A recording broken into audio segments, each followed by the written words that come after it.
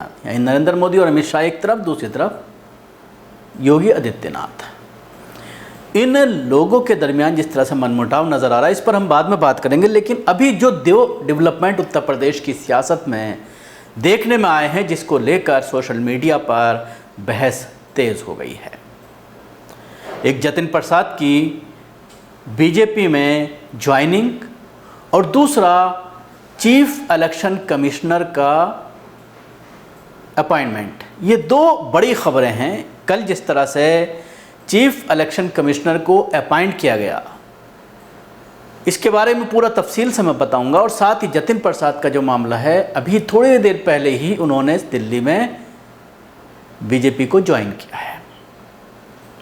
उससे पहले मैं आपसे दरख्वास्त करना चाहूँगा कि आपने अगर अभी तक हमारा चैनल सब्सक्राइब नहीं किया है तो ज़रूर करें, और अगर सब्सक्राइब करने के बाद आपके पास नोटिफिकेशन नहीं आ रहा है तो बेल आइकन दबाएं, और उसके बावजूद अगर कोई दिक्कत आ रही है तो दोबारा सब्सक्राइब करके बेल आइकन दबाएं, क्योंकि बहुत सारे लोगों की शिकायत आ रही है कि उन तक नोटिफिकेशन नहीं पहुँच रहा। उसके साथ ही जैसा कि मैं बार बार कहता हूँ कि सिर्फ आप ये तहिया कर लीजिए कि 3-4 लोगों तक ये वीडियो पहुँचानी है, ताकि हमारे चैनल की मदद हो पाए। हम आपसे और किसी तरह की कोई मदद नहीं चाहते। तो बढ़ते हैं खबर की तरफ। चीफ इलेक्शन कमिश्नर के तौर पर कल जिस तरह से सेंट्रल गवर्नमेंट ने अनूप चंद्र पांडे को अपॉइंट किया है। अनूप चंद्र पांडे ये वही शख्स हैं, वही IAS ऑफिसर हैं जो उत्तर प्रदेश में योगी आदित्यनाथ के चीफ सेक्रेटरी हुआ करते थे। जून 2018 से अगस्त 2019 तक, जब तक ये रिटायर्ड हुए थे, लेकिन रिटायर्ड के बाद इनको एक्सटेंशन दिया गया था 2 साल का, और उसके बाद उत्तर प्रदेश में चीफ सेक्रेटरी के तौर पर योगी आदित्यनाथ के लिए काम कर रहे थे। अब आप अंदाज़ा लगाइए कि इस फैसले के बाद केंद्र सरकार के चीफ इलेक्शन कमिश्नर का पद, जो इलेक्शन कमीशन का सबसे बड़ा पद होता है, जिसके जिम्मेदार उस शख्स को बनाया जा रहा है जो कुछ दिन पहले उस राज्य का मुखिया का सेक्रेटरी था, जहां पर कुछ दिनों बाद इलेक्शन होने वाले हैं। इस अपॉइंटमेंट के बाद सवाल उठना वाजिब है, लाजमी है, और सवाल उठ रहे हैं कि क्या अब उत्तर प्रदेश में निष्पक्ष चुनाव हो पाएंगे? क्या उत्तर प्रदेश में बिल्कुल उसी तरह से करने की कोशिश की जा रही है जिस तरह से बंगाल इलेक्शन से पहले किया गया था, लेकिन वहां पर एक आयरन लेडी ने जिस तरह से पूरे बीजेपी को, रणनीतिकारों को, जो ये कहा करते थे कि 2/3 मेजोरिटी से हम जीतेंगे, उनको फ्लॉप साबित किया। और आज पोजीशन ये हो गई है बंगाल में कि 35 MLA तृणमूल कांग्रेस में जाने के लिए तैयार हैं। उनको बचा पाना, उन लोगों को पार्टी से जोड़े रखना अब बीजेपी के लिए काफ़ी मुश्किल हो रहा है, जो अभी कुछ दिन पहले तृणमूल छोड़ करके बीजेपी में ज्वाइन किए थे। कुछ इसी तरह की गहमागहमी उत्तर प्रदेश इलेक्शन को लेकर भी अब देखने में आ रही है।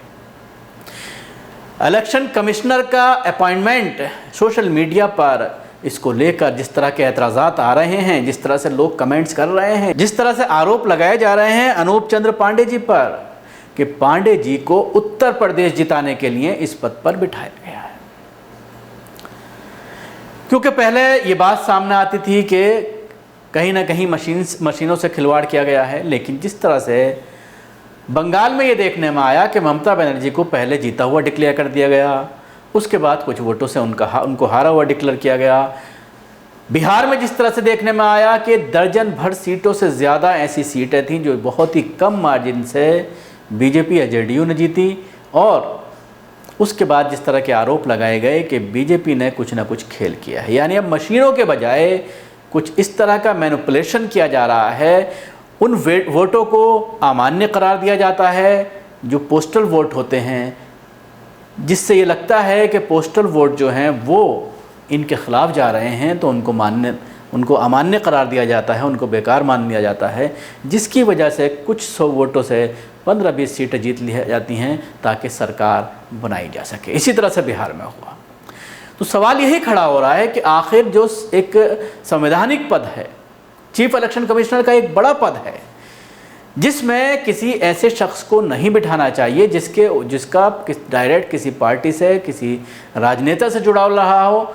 तो जाहिर सी बात है, जब इस तरह का फैसला सरकारों के ज़रिए लिया जाता है, केंद्र सरकार ने लिया है, तो उस पर आपत्ति उठना वाजिब है। और सवाल खड़ा हो रहा है कि क्या वो अब निष्पक्ष चुनाव करा पाएंगे। दूसरी खबर जतिन प्रसाद की है। जतिन प्रसाद ने बीजेपी को ज्वाइन कर लिया है। जिस तरह से पश्चिमी बंगाल इलेक्शन से 6 महीना पहले जिस तरह की गतिविधियां सामने आई थी, वहां पर लगातार जिस तरह से तृणमूल कांग्रेस से कई मंत्री छोड़ करके बीजेपी ज्वाइन कर रहे थे, क्योंकि उनको लग रहा था कि बीजेपी ही सरकार बनाने वाली है, जिनके बारे में ममता बनर्जी ने कहा था कि ये सब मफाद परस्त लोग हैं और सत्ता की लालच में ये लोग पार्टी छोड़ करके जा रहे हैं, जिनको अवाम ने नकार दिया। यानी तृणमूल कांग्रेस को लोगों ने वोट दिया और पिछली बार से ज़्यादा सीटें हासिल करने में ममता कामयाब रहीं, जिसके बाद इन लीडरों को लग रहा है कि 5 साल किस तरह से ममता बनर्जी जो अपने दुश्मनों को नहीं बख्शती हैं, वो उस राज्य में किस तरह से उनको पनपने देंगी। यही वजह है कि अब ये खबरें आ रही हैं कि 35 MLA घर वापसी की बात कर रहे हैं, जिसको रोकने के लिए अमित शाह सक्रिय हो गए हैं, कैलाश विजयवर्गीय सक्रिय हो गए हैं, और कोशिश की जा रही है कि किस तरह से इन नेताओं को बीजेपी से ना भागने दिया जाए, इनको बीजेपी से जोड़ कर रखा जाए। जतिन प्रसाद ने ज्वाइनिंग की है और जो आरोप लगाया है, जिस तरह से मध्य प्रदेश में सिंधिया ने ज्वाइन किया था बीजेपी को, तो उस वक्त भी आला कमान के ऊपर, हाई कमान के ऊपर कांग्रेस की आरोप लगाए गए थे और कहा गया था कि हाई कमान सिर्फ गांधी होने की वजह से, यानी एक परिवार का होने की वजह से पार्टी ख़त्म होती नज़र आ रही है। इसी तरह के आरोप जतिन प्रसाद के ज़रिए भी लगाए गए हैं और ये कहा गया है।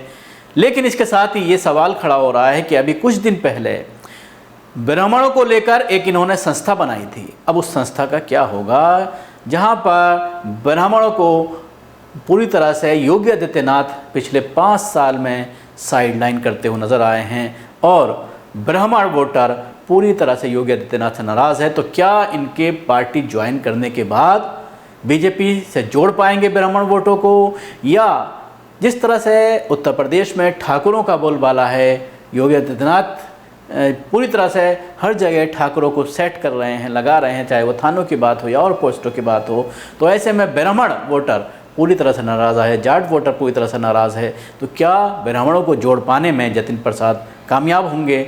लेकिन जिस तरह से बार बार ये सवाल खड़ा होता है कि योगी आदित्यनाथ के मुकाबले पर, योगी आदित्यनाथ जहाँ पर पूरी तरह से पावरफुल हैं, जो देश के सबसे बड़े बीजेपी के लीडर अमित शाह और मोदी को नहीं गर्दान रहे हैं, लगातार जिस तरह की गतिविधियां उनके ज़रिए पिछले 1 हफ्ते से सामने आ रही हैं, बीजेपी यूपी का जो ट्विटर अकाउंट है उसके ज़रिए प्रधानमंत्री को अनफॉलो किया गया है, उसके साथ ही प्रधानमंत्री नरेंद्र मोदी और अमित शाह के फ़ोटो हटाए जा रहे हैं। तो जाहिर सी बात है, ऐसे में जतिन प्रसाद अपनी किस तरह से उत्तर प्रदेश की सियासत में जगह बना पाएंगे, ये भी एक बड़ा सवाल है। पहला ये कि उनको केंद्र में ज्वाइन कराया गया है क्योंकि केंद्रीय नेता हैं, उत्तर प्रदेश के ब्राह्मण को जोड़ने के लिए उनको लाया गया है। तो क्या योगी और इनके दरमियान समन्वय बन पाएगा? जिस तरह से योगी आदित्यनाथ के ऊपर सवर्ण बार बार ये आरोप लगा रहे हैं कि वो अनदेखी कर रहे हैं उनकी, और उनके साथ सौतेला व्यवहार उत्तर प्रदेश में किया जा रहा है। तो बड़ा सवाल है, क्या बिल्कुल उसी तरह से जिस तरह से मध्य प्रदेश में ज्योतिरादित्य सिंधिया का हाल हुआ है, क्या उसी तरह का हाल यहाँ पर उत्तर प्रदेश में जतिन प्रसाद का होने वाला है? कमेंट्स बॉक्स में जाकर हमें ज़रूर बताएं कि जिस तरह से चीफ इलेक्शन कमिश्नर की जो तैनाती हुई है, क्या वो फेयर इलेक्शन कराने में किसी तरह से बाधा आ सकते हैं? जो आरोप लगाए जा रहे हैं कि जानबूझकर उनको लगाया गया है, तो आपका क्या कहना है? कमेंट्स बॉक्स में जाकर के हमें ज़रूर बताएं। इसके साथ ही बेल आइकन दबाएं और चैनल को सब्सक्राइब करें। ज़्यादा से ज़्यादा लोगों तक इस वीडियो को शेयर करें। धन्यवाद।